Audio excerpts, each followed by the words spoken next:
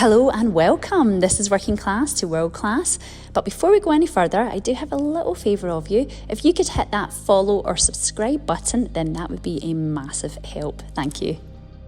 In this episode, I talk with a determined woman who challenged gender stereotypes in India to pursue education.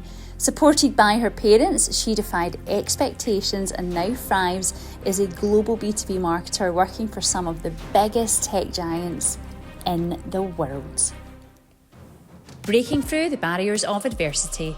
I'm Lynn Lester, and this is Working Class to World Class.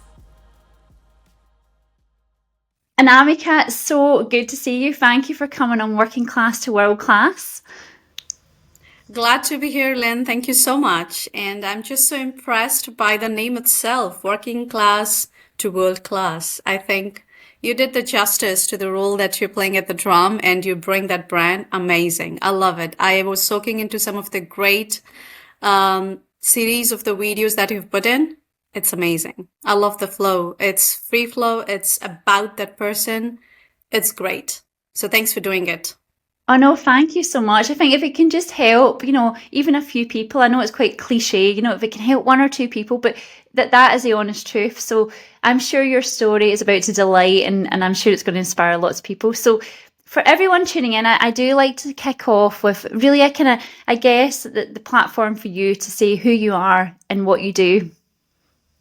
Absolutely. And let me start by talking about me. And before we just started chatting, I was talking about how to pronounce my name, Anamika, which is actually sounds with anonymous, Anamika.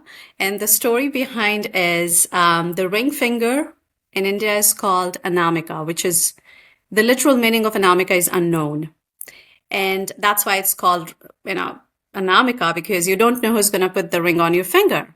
So I asked my mom, why chose Anamika? And she's like, because it's unknown. You can be anything. This is your future. You can just become anything that you want, anything you want to be molded into. You shouldn't be dependent on any factor to mold yourself, right? So that's around me, because I was very curious why she chose Anamika as my name. And I was like, it's big, it's huge, but in India, it's not pretty common. It's like there are many common names, but she went for something which was very uncommon. So Anamika. As a person, of course, the first I start saying I'm a human, right? That's how I put myself. In terms of my personal life, I'm a mom, daughter, sister, and of course, when I say, daughter on both the sides, as a daughter-in-law and daughter. And on the professional side, I'm a marketer. So I am a veteran marketer. I have worked with companies like Honeywell, Fujitsu, Capgemini, Cognizant, Satya, Genpact. So literally kind of dip my feet into every kind of culture, because I truly enjoy getting to know people.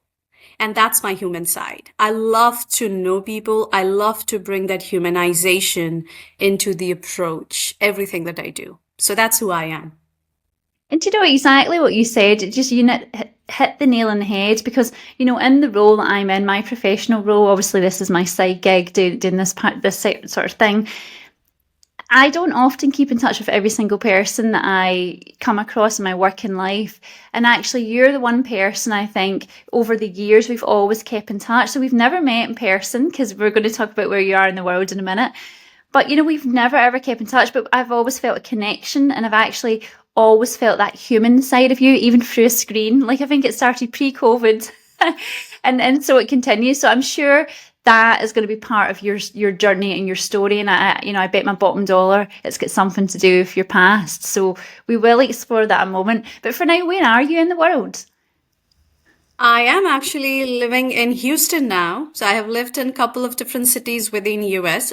Started with New Jersey, moved to Wisconsin, which is the coldest place.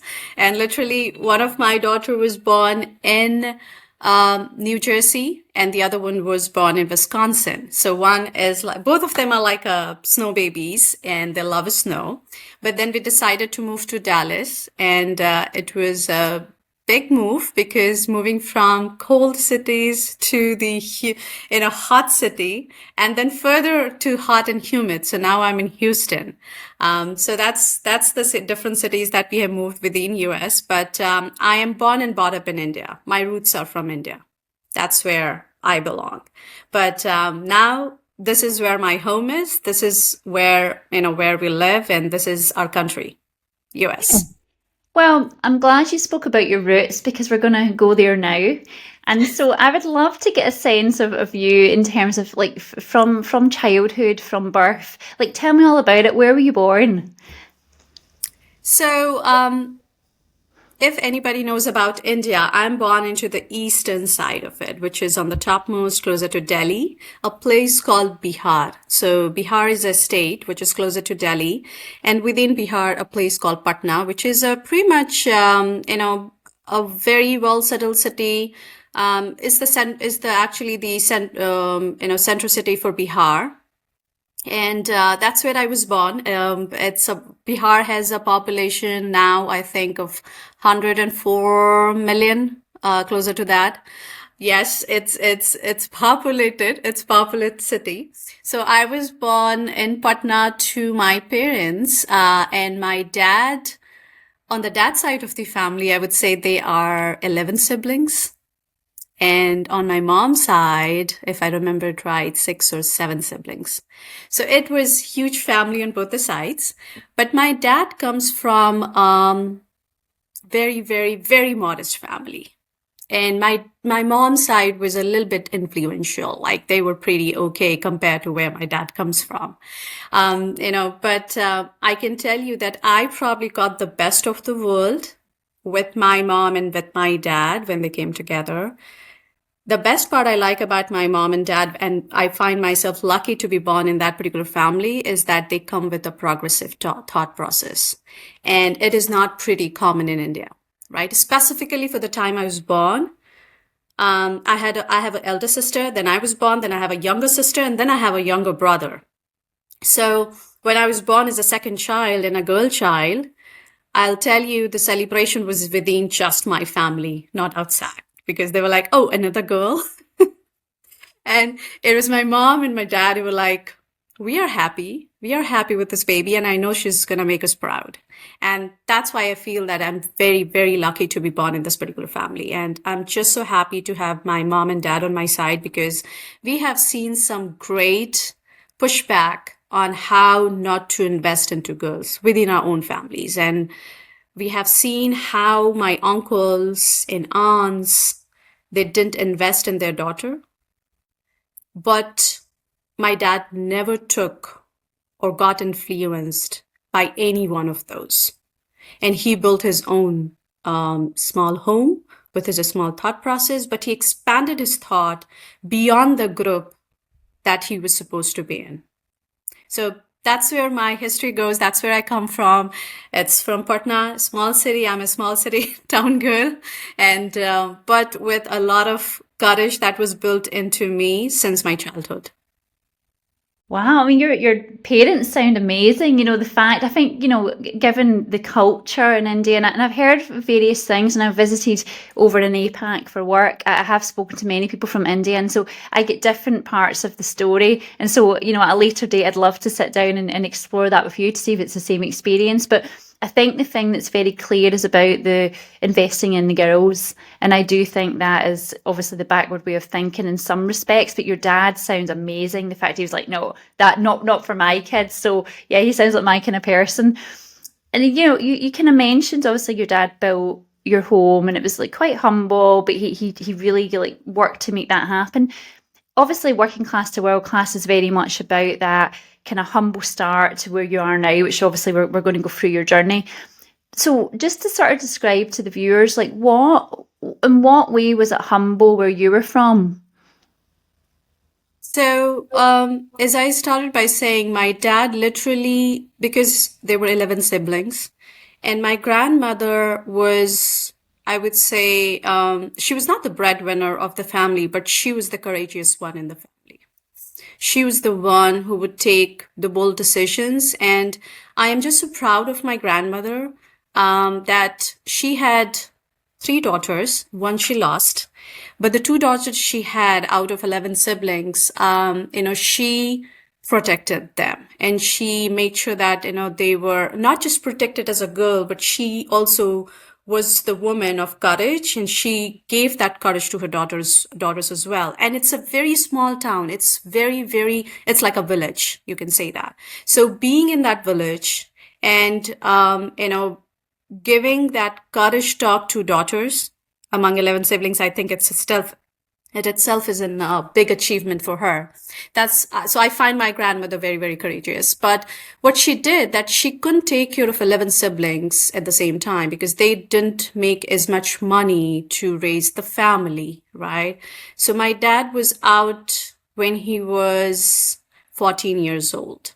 So he was just given couple of rupees in the hand. I think 5 rupees or 10 rupees at that time. I don't exactly remember when my dad tells me, but he was just let go on the bus. And then he just came to Patna, which is the city in Bihar. So he came from village to a city, and then he had nothing. He literally had nothing. He didn't know anybody. He was on his own, and he had to find things on his own. He tells me that he also slept on the side of the road when there was nothing.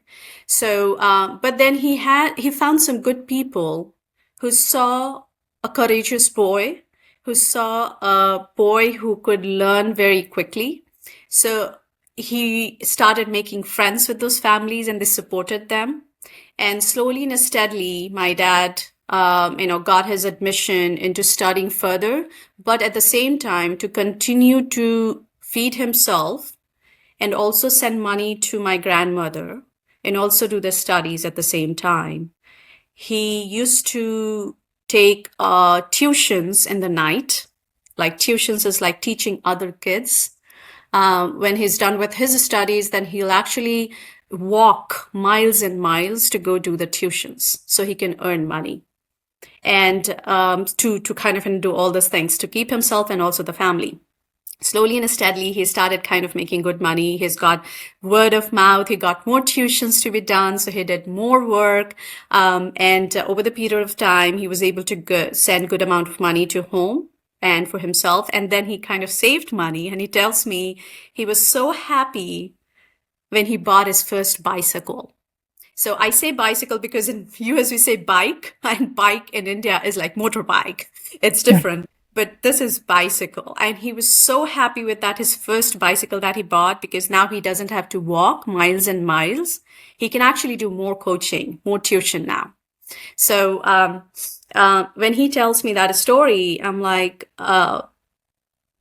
but when he tells the story, he didn't tell us with the view that you should suffer that as well. But he tells me that story by saying, and he told me on my face, I'm telling you this because I want you to know that there are different situations and you need to just fight that situation in the best for you.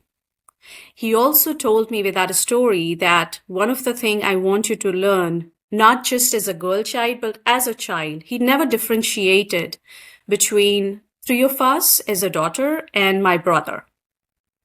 But he would say all 4 of us, he will say, you all need to be financially independent. And what does that mean is that when you grow up, like my mom, she's amazing. By the way, I'll tell her story as well. She is one of the women empowerment figure in my home. So I have been raised among the women empowerment that, culture. But she never worked. She was a homemaker. But then she was the one who would manage the finances, of the house, not for the bank balances, right? It's like what is going in the bank, how much we are saving, how much we are making. So my dad was always clear that I want you guys to grow up and manage your finances. It is not your dad. It is not your brother. It is not your husband who's going to do that. So he told me one thing, and I tell my husband when I got married, it's like, his money is my money and my money is my money. So that's how it used to be. So, I mean, that's the story of my dad. That's the kind of thing he taught me. And I always keep this. And that's why I find myself financially kind of educated. And I do that to my daughters as well. So it's like giving forward. And I do this actually. I joined a board in Dallas called Wings that actually educated. It's not just giving the financial support to the underrepresented part of the families, but educating them on the financial side. Because when you're educating them, they are much more stable and they are much more power and much more in their own power to make the decisions for them and for their family. And that Yeah. is why I decided to join that board. So I think it's more about where you come from and how you want to pay it forward so people learn from it and they kind of build on that particular platform to give it further. That's what I kind of think about. I mean, there's been many a days like, Lynn, small things matters, right? So I remember my mom used to, when she used to go to the mother-in-law, like my grandparents' home, in India, there is a culture of we wear sari, right? The ladies who are married, they wear sari, and in the sari you have to put the we call it pallu. Pallu is like the string. I mean the part of the cloth that you put Yeah. on your head, and it goes up until here, like you can't even see it.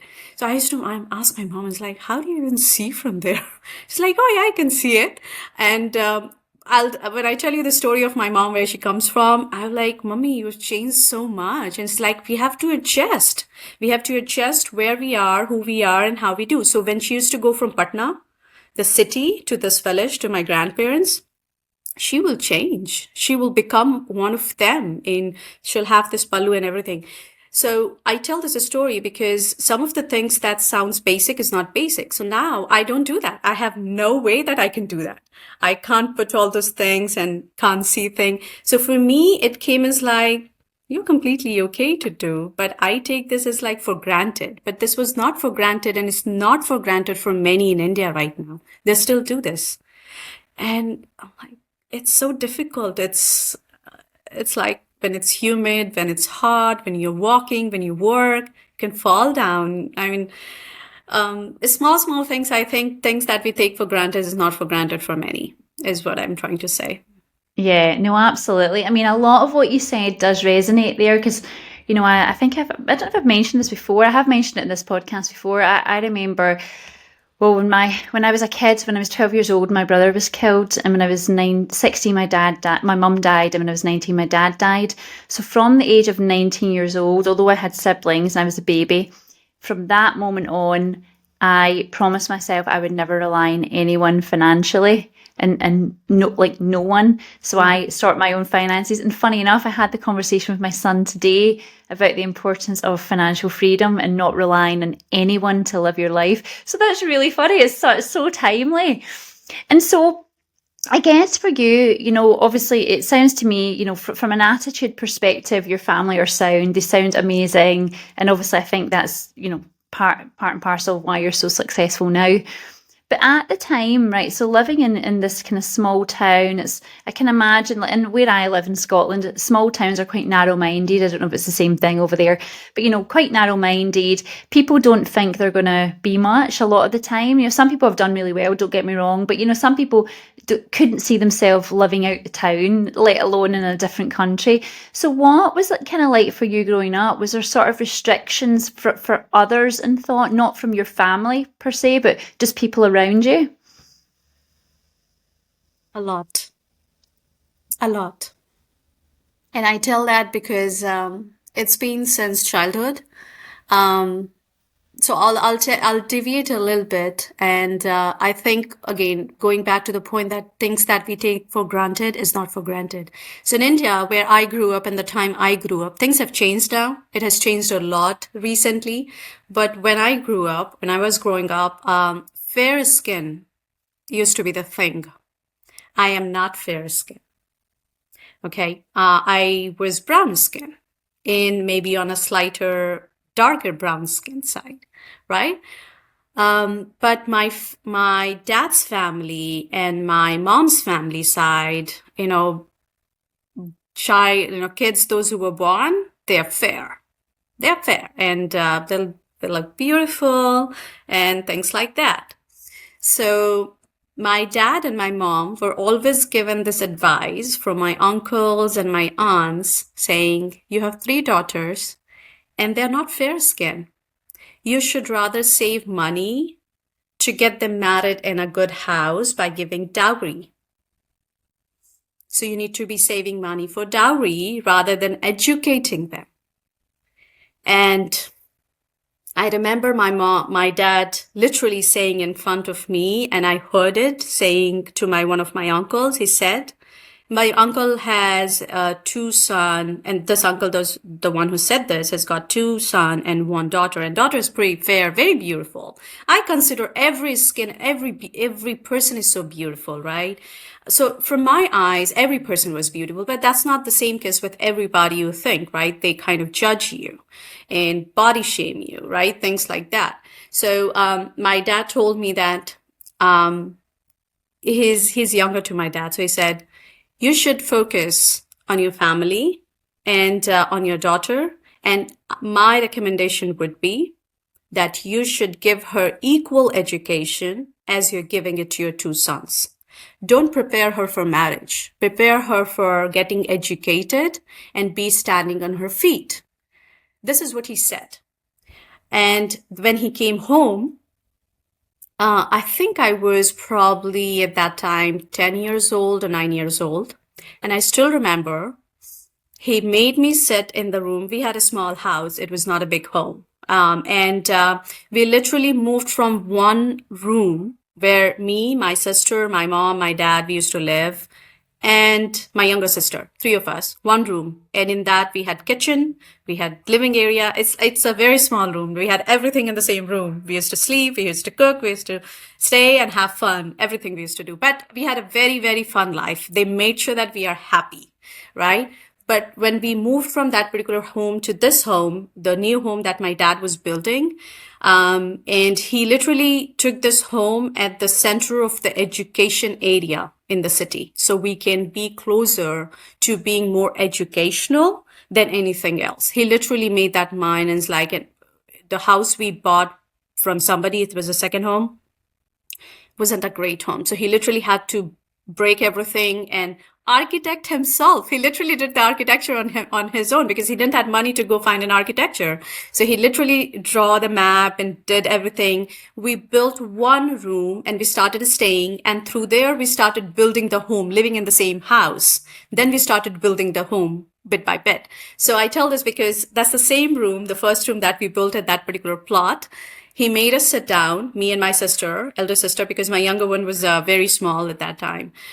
So he said, I want you to make one decision today, and I want you to be very truthful that you're going to be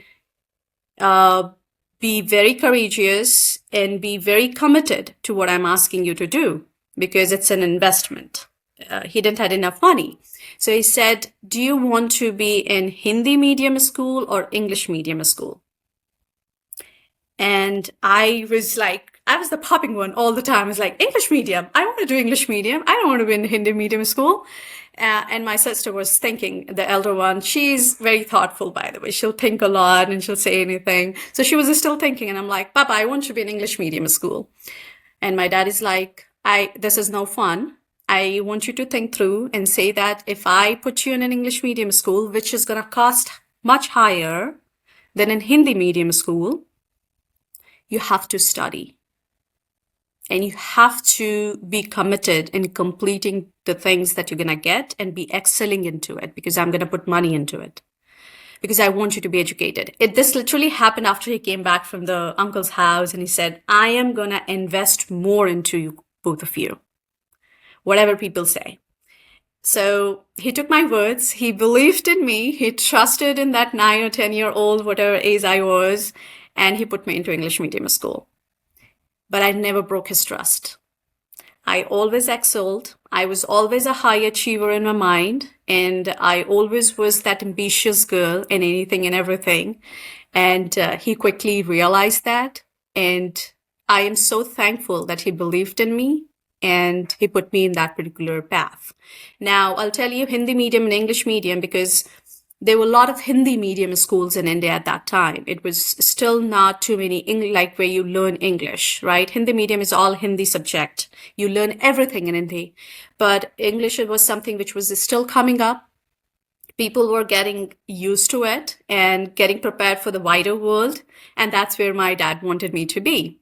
And I still remember that when we changed after the school that he put me in, that was only up until seventh grade. So he had to put me in another school, which was costing me higher. So he took me to the best of the school. And I'll tell you, Lynn, I qualified in the interview. I did very well. And my dad and my mom was called for parent meeting, and they asked me to stay outside. And my dad come out of the meeting and he said, "We'll try another school. Don't worry." And I'm like, "What happened?" He didn't tell me anything that day, but he told me later on that the school had asked that, "Do you have car? How would you drop your child home?" He literally just had the bike at that time, a scooter. So he said, "This is all I have, but I have money to put her in here and pay the tuition. I will be able to do this. And she's a very bright child." But they didn't accept. They were looking at the status of the family and who's going to study in that school. So he put me into the second best. And, literally my mom talked to the principal, and this is not usual in India. And she requested that because she had to also put my other sister into the best school, which is convent school. That is again an English medium. So she requested the principal that, "Can I be the exception? I have 3 girls. I would like to pay half the tuition." And I'm still thankful to that principal because she accepted. After 5 visits of my mom to that school continuously, she'll get there in the morning at 7 before the school starts. She'll sit there up until the evening. She will not leave. She'll sit with that application. Finally, after 5 days of the sitting there, she called her and she said, "I am amazed by your perseverance here, and I would do that for your daughter." So she literally charged half the tuition of my school, the entire up until the 10th grade, just because of my mom. Wow, what a story. I mean, the thing is, talk about, having the drive and the audacity and everything else to make it happen. But obviously, it was worth it, clearly. And, I suppose it was a series booking because she had 2 others to go as well. So she did have other children. And so, She is very, very courageous. If she decides something, she'll do it. Yeah, I wonder where you get it from. And so the thing about, I think the kind of clear message here is, whilst your parents weren't rich, certainly not, they weren't lavish with cash, but your dad had saved up enough to make this happen. But yet the school were still snobby. Like they were just like, "No, you're not coming in" type thing. And it's just, I find that really, really repulsive, to be honest. When my son was going to school, I did have a bit of a kind of quandary in my hands because I was thinking, do I send him to the schools that I went to, which I know are rough and ready, and you have the ability to go one way or other, or do I send him to a private school? But he'd probably be one of the poorest kids in a private school, but I could get him there. But then, do you know what? I just think my moral compass kicked in, and for me, I thought, do you know what? It never done me any harm. It's how I'm bringing him up. And so I just sent him to one of the local schools, and actually I'm really glad I did because he is the way he is for a reason. I think had he went to another school, I might have had a different child, and I don't want a different child. So, I mean, you never know what you don't know, right? So you don't know what would have happened had you went to that school. So that was definitely the right decision at the time. And so, given the fact that your dad and your mum were investing in your schooling and, you were working hard to make this happen, and as you were saying, your mum wasn't working per se, but your dad was really like building everything in terms of being the breadwinner, was there certain things you had to go without because you had to pay for school instead? So I watched my first film I knew that there's a theater when I went to do my engineering. Up until then, I never walked into a theater. So you can imagine that all our money, whatever used to come in, my dad is a very, very, what do you call? Like he would, if whenever the salary comes, the first thing he would do, he will pay off everybody. Not even one rupees or $1 he would keep for anybody before making an investment into himself or his family. So, and even this time when I went to India, so in the US, if you know that you take loans, you have to because this is how it works here. And things goes in insurance. My dad doesn't get this, but he's like, so my second home is also in loan. So he's telling me, you shouldn't be investing even $1 onto anything else, but you should pay off the loan first. Because that's where he comes from. That's where his thinking is. His thinking has been no loan, pay everything off first of whatever you have taken and for anybody else, and give it to the needy ones first before you invest into yourself. And that's how we have been raised. So even if we had 500 rupees, which was a big money at that time for our family, not for others, we would still, a part would go to kind of making sure that everybody's paid off, giving it to the poor people. So my mom will still make sure, even at that time, that we had poor people around us, and she will buy biscuits to go give it to them. On our birthdays, on a special occasion, anything. We'll make sure that we go and we kind of give something to them. So it's been invested into us since childhood.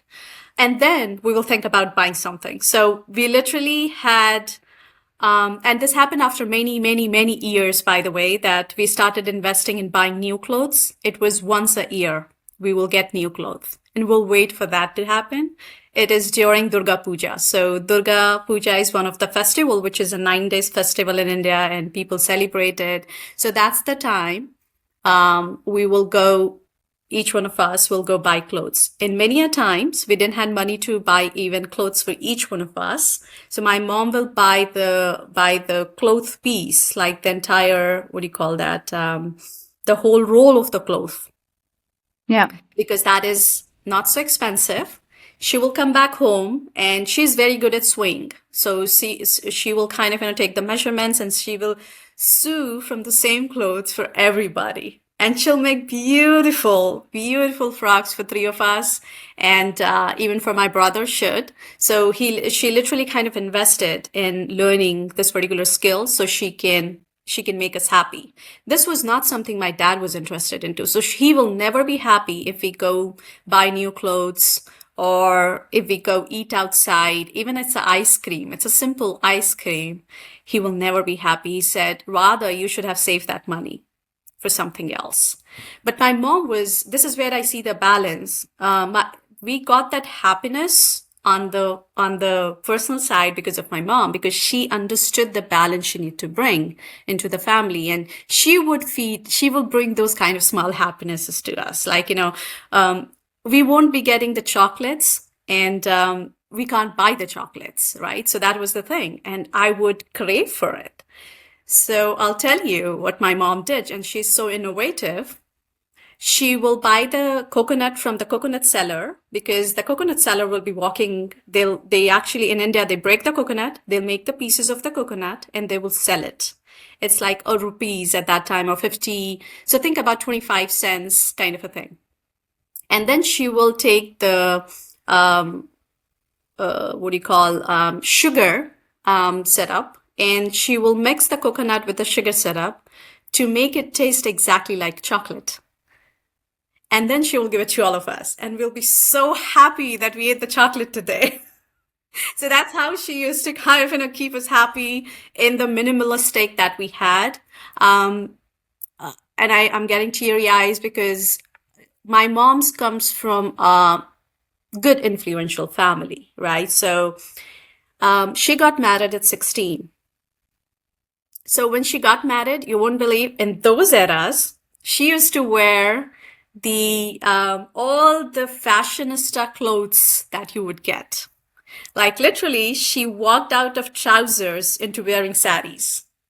So you can imagine. So all these beautiful tops and trousers and making the hair and making sure she's the the person that people are looking up to, kind of a thing, to becoming this housemaker and learning different kind of skills, settling into the family with my dad, understanding being minimalistic and also raising kids that ways and keeping the families together and glued together, and also fighting different thought process which was backwards, right?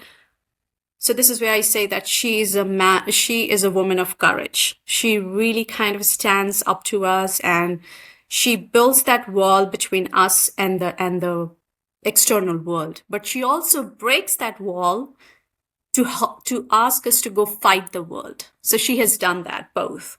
Like literally, I got out of my home at the like right after I did my we call it +2, which is 12th, right? So after I did my 12th, I was out of the home. And it's because my parents believed in me, because they knew that the way I had been raised, I can just manage everything. So I was literally raised as a boy of the house. You won't believe, she will send me to get the vegetable at the age of 5. So at the age of 5, I'm out there in the vegetable market negotiating, just like my mom, and asking them to give the vegetable half the price. And they will look at my cuteness and they'll literally give it to me. So she raised it in a way that I kind of am able to manage people and manage the scenario on my own since the childhood. So that's how I'm kind of, that's how I'm kind of built from inside. So I tell this to my kids and they just don't believe it. But in fact, this time my mom was telling, you should actually ask, their name is Arnie and Amvi to go and shop. And I'm like, Mommy, still I have to take them. They are like from car to carpet kind of kids. They just don't understand. But it's like, no, you have to expose them to the external world and let them do things on their own. So I'm going to try that now. Let's see how it goes. But going back to the story of my mom, she kind of transformed herself for her family. And now that is kind of that what she gave it to me is like, based on the situation, based on what's going on, you need to adapt yourself. Don't change yourself, but adapt yourself to just suit that particular scenario. And this is where the courage came from. This is where the conviction came from. This is where the confidence in us came from what they did, right? And now all the family look up to us. In fact, I met my uncles this time when I went to India, and they were like, I am so happy that you're growing. You're out now, because I'm the only one living outside the country. And they are so proud. They'll have their daughters-in-laws call me, just making up, saying, oh, they live in US, things like that. And my dad is like, see, I told you to make sure that your daughters are studying. And now they're investing in their granddaughters. So I'm very happy. Amazing. Well, you created the chain reaction now, because now they can see what is possible and where you can go. And so talk me through that part then. So obviously, I kind of get a really nice sense that, it's a lovely childhood. Your dad and your mother have worked so hard to get you into the school. Even if you didn't get to a theatre till you were older, it was worth it, because you've made up for it now, I'm sure. Netflix, Prime, you've got all the theatre in your house. But, was there anything actually, before you sort of flew the nest, was there anything as well? I did sort of touch on it a minute ago about things you had to do without. So obviously you were saying you didn't get going to the theatre. But what kind of things did you do to keep yourself amused? And then also, were there ever hardships and obstacles that you felt you had to overcome? Not just in the sort of mentality around you, but just other tangible things? A lot of it. So, like, as I said, my dad will always make sure that our studies were kind of, done properly. So there was no hardship on that side. So the money will go to that particular side of it. It's not like no late tuition fees, even if it's half tuition done, he'll make sure that, it's kind of done first. So we won't have, like, as I said, we won't have new clothes like everybody else will get in every occasion. So we are like keeping ourselves happy. As I said, it was more about happiness from inside. So on the during the festival days, my mom will do small stuff, right? Like cooking inside, but she will not never allow us to cook. My dad gets very, very angry that if all three of us or four of us, he finds us in the kitchen, he will get very angry on my mom. It's like, they are not here for cooking. They need to study.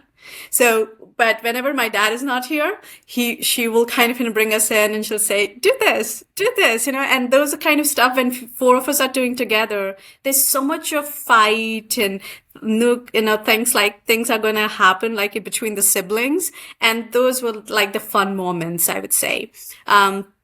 During, like, for example, we didn't have telephone at home. So, whenever I ask my friends to call me, they'll call my neighbor. And I had my neighbor's friend tell me, he's like, just come and tell me slowly that my friend has called you. Then I'll come and pick up the call. So I'll go to their home to talk to my friend. So we didn't have that phone at home. We didn't have ice at home. So during the summer period, we didn't have the refrigerator. So we'll go to the neighbor and ask for the ice, that if we can make the ice cream at home, like just bring the ice, Yeah. mix the, sugar syrup in it and make the lemonade or something. But those ice, just getting that ice itself, it was so exciting. We got the ice today. Let's just make the, lemonade today. So small stuff. Those were the things that made us very, very happy. So it was not like things that were common for others. It wasn't common for us, but we never felt that. This is where the mentality again kicks in, right? They never let us feel that these are the basic. The basic is happiness. So be happy in the things that you have rather than looking up to the things that you don't have. But it's not like that they were not thinking about it. Once my dad got to a position and slowly he kind of rose on his position, he retired as an irrigation department engineer. So he did make some good money later on, and probably it was his goodwill that he got promoted and he got good life after that, and he was able to get good life. So by the time I was out, I don't think so we had refrigerator or telephone, but up until my younger sister and my younger brother, we got the refrigerator, we had the telephone at home. So things did come. So when it came home, we realized, oh my goodness, we never had these things. So I literally used to think, when I was studying, I'll take my calculator, I'll think that is a phone, and I'll just kind of, make up saying, oh, I'm talking to my friend, Ma, taking up the calculator. So those were the small fun that we had. And, again, no movies, never went to the movies, never went to, zoo or park, but we went for small picnics where there was no, where you don't have to pay any ticket prices, right? So we'll just take a few things, and those small picnics were just so amazing because my mom will take the stuff, she will cook there in the picnic spot. It's not like that we take the food with us, we cook there, and that was the fun. She'll take us upstairs in small things again matters, right? So we had, over the period of time, we built 4-story house, right? Again, living in the same house, because we wanted to give it for rent, and those rent money can also come in. So we stayed in the first floor of the house, or ground floor, as you call, and then the rest 3 were rented. So we used to get the rent money. So that was another source of income for us. So she will take us at the top during the summer period, or even during the winter time, and she'll put the stove and she'll say, okay, let's make fritters today. We'll make fritters, and she'll make the tent out of the bed sheets upstairs. And she's like, this is the tent. We'll make the fritters upstairs. We'll sit down. We'll eat. We'll have fun. So those are the small things that we did, Lynn. And I think those were the real happiness that we had. And by the way, that's where I got my dream. I used to go because my dad never wanted me to cook, and I was the one who will always escape doing any chores. I don't want to do any chores at home. So my sister will get caught and my younger sister will get caught. So I will actually escape to the upstairs on the top floor. I'll put my bed sheet. I'll take my study materials and I'll do my studies because I promised my dad. So he'll give me 6 hours to complete the entire homework. I'll finish it in 3 hours so that I have another, 3 hours to myself to go play. because I was a very poppy nature. I was very not very, very naughty. If I tell you all those stories, you'll be like, wow, you did this. But but then I'll sit there at the top and I look at the flight going. And I wanted to become the pilot. And my dad said, yes, you can. Why not? But unfortunately, I got the glasses at the young age. So that didn't allow me to appear for the exams for becoming the pilot. But I told my dad, and he still tells me that at the age of 12, I told him, one day I will go on the flight and I will take you on the flight. And he said, why not? Just a study, you will be able to do it. So the first time from Bangalore to Patna, I took my first flight on my own money, getting to the place in like my hometown, Patna. My mom was the happiest person ever. She was like literally telling everybody, this is my daughter who came by the flight from Bangalore to Patna on her own money. And I could see the happiness on her face because I was the first one to do that. And I was the first one to get them on the flight, domestic within India. Not only that, I was the first one to get them to US on the flight. So this is where my dad speaks up and says, I told you she will make us proud. Oh, that's so nice. I mean, I can tell that's really emotional, telling that story, because I guess, to make your parents proud, I don't think there could be a prouder moment for you personally. So, oh no, it's just a really, really sweet story. And well, congratulations. I'm so glad you were the first to do it. And what I would love to know is, so, I'm getting a really nice sense of this real happiness and real support. And then you've obviously went to school, you've done really well, your parents have invested. So talk me through your kind of school years to then when you left and more importantly, when you did actually start going overseas. I would love to kind of understand that part of your life. Sure. So I after my 12th, I left Patna for the first time. And this was to do the engineering. So I got into a very good engineering college in India. It's called BIT Mishra. And I did my engineering from there. Again, it's not easy to crack that through, but I was able to crack through and it was one of the best. So it definitely made my parents proud that now she has gotten a good college and she's out. And that's how it started from there. And when I went to BIT Mishra, again, engineering colleges are for not modest family, but good influential families as well. So I still remember when I went there to the college, and I didn't tell this to my parents, but I was just given like just a bed sheet and a few clothes, and of course the study materials to get there. And we were staying in a dorm to start with. All the incomers, the newcomers were kind of set up in the dorms. And all these, my friends would have fancy materials, on the bed to go with like, soft toys and things like that. And here I am with just a few basic material.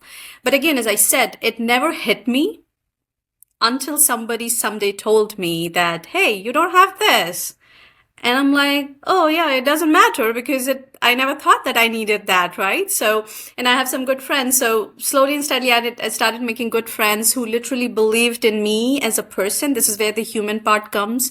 And I started kind of humanizing stuff. And slowly and steadily, I had many friends. It's not because of the materials that I had, or it was not because of that I could take them to the canteen to feed them with samosas, but it was just because of me, my friendship, and who I was as a person.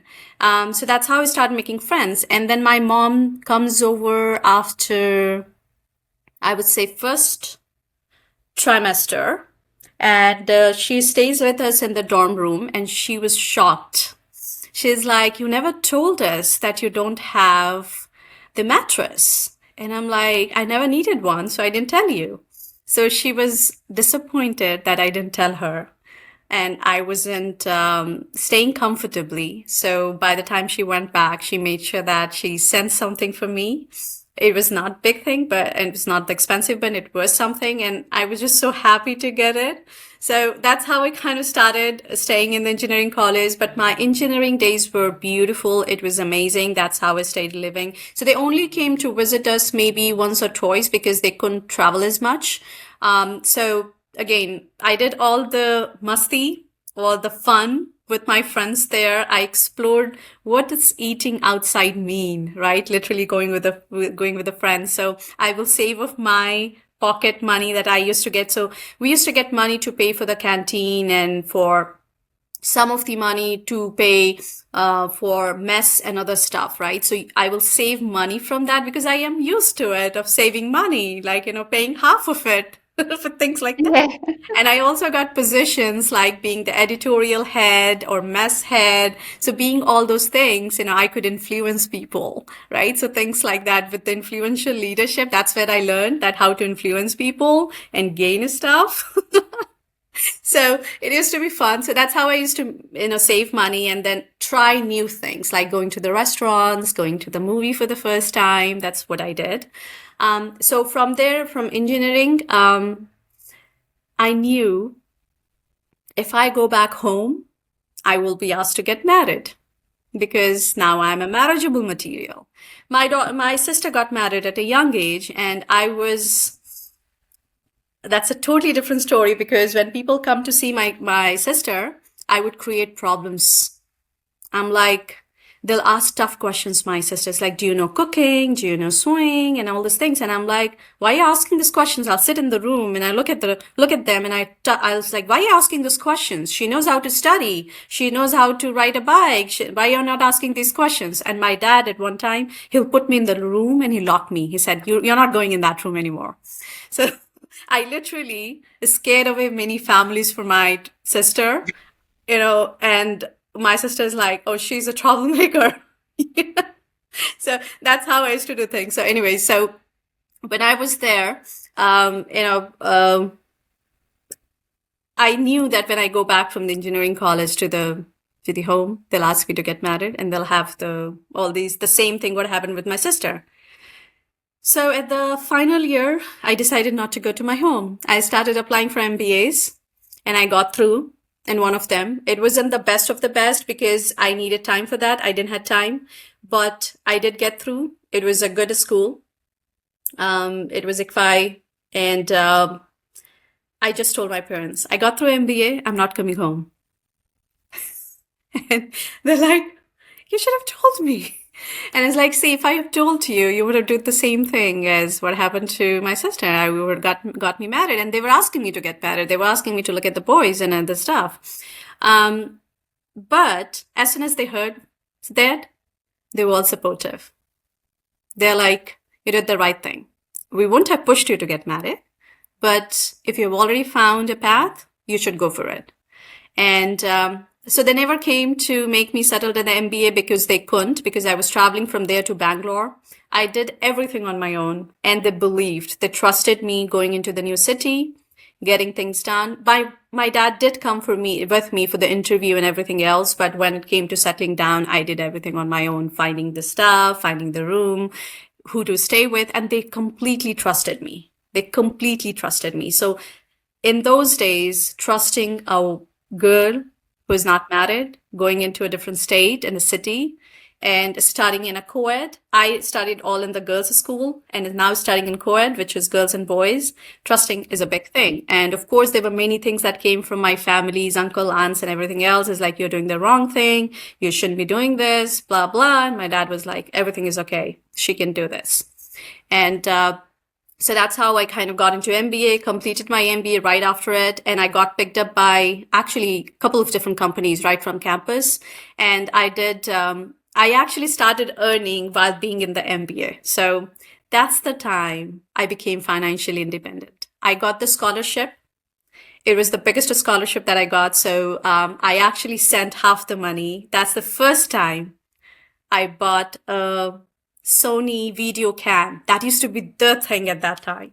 So I bought that Sony video cam for my parents. and I sent it to them because they didn't have any camera at that time, no video taking equipments or things like that. So I was so happy to get that video cam and send it to them from my scholarship money. So, from there, I started getting stipends because I worked for literally me and my friend. I had an amazing friend named Jeff, and he and I would get on his bike, and he's Bangalorean. So I would ride, by the way, I learned bike on his bike. And he's like, Anamika, don't do this. This is the only bike I got from my family. It was like, whatever, I'm going to learn it. So I literally drove on the bike, which is motorbike in Bangalore traffic with him. And we'll get on the bike. We'll go to literally different companies like Philips, Siemens, and take our resumes. Nobody would have done this, and nobody had thought this during their college days because they were all kind of busy completing the MBA. But we were busy in like, how can we earn more? How can we earn right away? So we'll go to these companies and we'll drop a resume in the resume box. And, I got a call from Siemens. We got a call from Philips. Unfortunately, Jeff didn't, but he was such a good friend. I picked up on both Philips and Siemens and also HAL. So I did all the three. I earned a stipend from it. And we used to pay from that for his bike fuel. And then I'll send money to home as well. Like it's money is like more about, because my dad never needed money. Like as he said, he's very financial independent and he wants to be like that. So, but I will send small stuff, I will be so happy, like travel ticket or plane tickets, things like that. And he was just so happy about it. So I started becoming, I never asked for my pocket money since my MBA. From there, I got the job right away into a very good company with a very good paycheck. But then I joined Satyam. Satyam was one of the biggest tech industry at that time. I was picked up for that, and I reported under SVP of infrastructure division. How can I be influential in the boardroom? How can I connect with the senior leadership? So that is part of my life. That is part of my job. I connect with the senior leadership and like nothing. I love it because I treat them as human because that's how I have been taught. They are human. I'm human. It's nothing to do with the title. It's about what is your objective? What do you want to achieve out of the meeting? What do you want to convey? And ultimately, what do you want to negotiate? So this is where I say, I always tell people, budget is never an issue in a company. The issue is we need to build the right business case because the pocket of money is sitting everywhere. You just need the right business case to present with the right business objective and have that negotiating power to get that money. And this this wasn't as like, and I wasn't born with, I was taught this. So this is where I say leaders are not born, leaders are created, shaped up. And this is because of my family and the best allies I have got around me. So that's my journey. I started with Satyam, and then from there I left Satyam. I joined Genpact. I came to Gurgaon, which was closer to Patna, a night journey. And they could come and visit me a little bit more than what they could in Chennai. And that's where I met my husband. And that was my dad who found initially and made me meet him. He was living right across the street. We never knew, but we met. And instantly we liked each other. We got engaged, and then after that I joined Cognizant. We got married. I took a break in between for a month to get married and have a good time. Just a month because I left Genpact and I joined Cognizant, so I had that time with Cognizant. So Cognizant is a spun-off of Satyam, by the way. So it had the similar culture that I was coming from, and it brought that family culture together. And from there, I made a move to US. When I was 32 weeks pregnant with Arnie. And I had another ally who believed in me because it's not easy for a marketing person to come on site to do marketing. But Joshua Soldati, he believed in me, and Kim Livingston, they both believed in me, and they said, she's going to do it. She's going to be the best marketing. And they knew in few months I will be on the maternity leave. but it never bothered them. And I came to US. So that's my journey.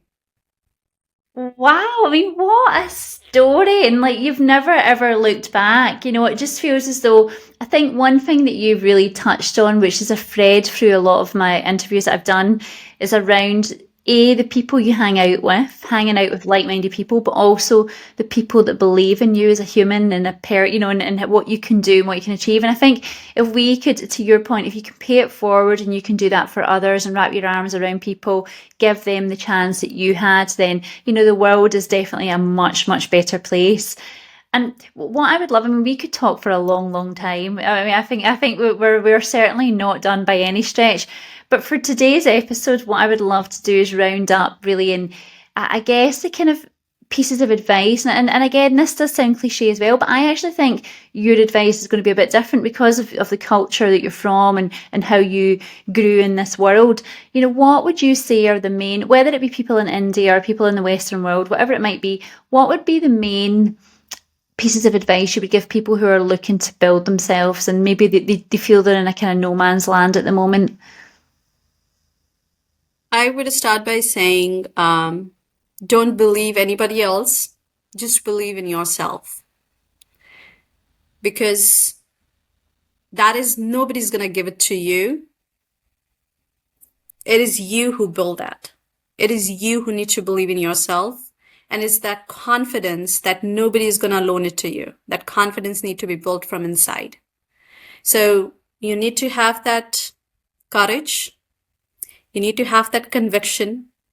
And you need to have that confidence in you to come from wherever you are today to wherever you want to go. If a girl like me who can come from a very small town called Patna and land up here in US being a marketing expert, anybody can do it. I am no exception. Anybody can do this. Thank you. And I do have a final question for you. What would you say is your number one superpower? Being human. I love Absolutely. to Well, connect you with people. proven. I Yeah, love to sorry. connect with people. You do, and you're very, very good at it. And, thank you so much. I think the story today has just been, you've humanized everything about you as a person. You're always been human. But I think just that story and just being really open and frank, I think, so many people are going to appreciate that. So thank you so much. And we definitely need to meet in person one day. We're going to make this happen, aren't we? We have to. We have to. Just tell me when you're coming to Houston. I have to bring you and God in here. You remember we have been talking about this for long. This doesn't happen. Hasn't happened so far, but it should. Let's do it. Let's do it. And for anyone tuning in, Gordon is my boss, not my partner, because people can get muddled up. So I just want to make that very clear. All right. Take Uh, care.